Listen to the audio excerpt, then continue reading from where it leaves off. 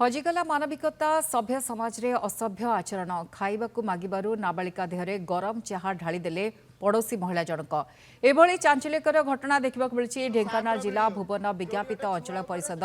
नोहरा साहि नाबालिका जनक रास्त छटपट होउथबार दृश्य देखा मिली क्षीरोद बेहरा सान झी निज पड़ोशी को किसी खाइबाकू मागिथिले हेले महिला जनक रागी जाए पिउथबा गरम चाहा नाबालिका उपरकू फिंगी देइथिले बड़ भौणी विरोध करिबारु ताकू मध्य माड़ मारी खंडिया खाबरा कर देइथिले केही जने वीडियो करी सोशल मीडिया रे पोस्ट करिबारु स्थानीय काउंसिलर घटनास्थल में पहुंची उभय नाबालिका भौणी को भुवन गोष्ठी स्वास्थ्य केन्द्र में भर्ती करथिले परे जिला शिशु मंगल प्रकल्प संयोजक पहुंची दुई जन को उद्धार करी निज अख्तियार को नेइछंती नाबालिका मां 4 वर्ष हेब घर छाड़ी केउआडे पळाइछंती बापा मूल्य लागि दुई छुआ को बहुत कष्ट रे लालन पालन करुछंती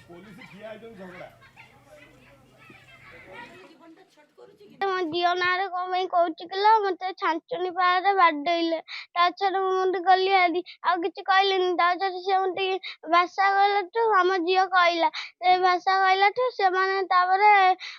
ଆମ ଝିଅ ଉପରକୁ ତତଲା ଛାଟି ଦେଇକିନା ମତେ ଘୋଷାଡ଼ିକି ନେଇକିନା କୁଟି ସାରିଲା ପରେ ମୁଁ ଛାଡ଼ିଲି ଯେ ମୋ ରକ୍ତ ବାହାରିଲା ମୋ ପାଟିରୁ। गला काली आमर जो देउरी साहि जो घटना घटीगला से बहुत दुखर विषय। आज आम ढेंकानाल शिशु मंगल विभाग जो कर्मचारी आसते से पिला जो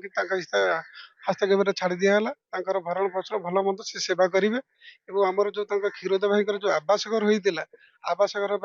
फाइल पत्र सब दि जाए यथाशीघ्र आवास पत्र से पाइपर। आपण मैंने आमर जो जेकोसी भी छुआ एमती असुरक्षित अवस्था अच्छा आपण मैंने 1098 के कॉल करूँ आम एमती आसी छुआ मान रेस्क्यू करके नहीं जीवु एवं तांकर उज्जवल भविष्य सरकार गढ़े पिला को बर्तमान नहीं शिशु मंगल कमिटी चाइल्ड वेलफेयर कमिटी हस्तांतरित करूँ से भविष्य केमती उज्जवल हम से दिगरे से काम करेंगे।